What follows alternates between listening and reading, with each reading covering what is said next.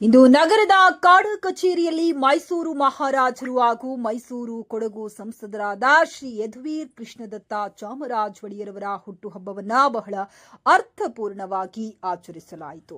Lions Club of Mysuru golden City, Mysuru and we for ಸೇವಾ charitable trust ಹಾಗೂ Farooq academy of medical education research centre and lion golden Suresh Shri Yaduveer ರವರ ಅಭಿಮಾನಿಗಳ ಸಂಯುಕ್ತಾಶ್ರಯದಲ್ಲಿ ಶ್ರೀ ಯದುವೀರ್ ಕೃಷ್ಣದತ್ತ ಚಾಮರಾಜ ಒಡೆಯರವರ ಜನ್ಮದಿನದ ಅಂಗವಾಗಿ ಉಚಿತ ಆರೋಗ್ಯ ತಪಾಸಣಾ ಶಿಬಿರವನ್ನ ಆಚರಿಸಲಾಯಿತು.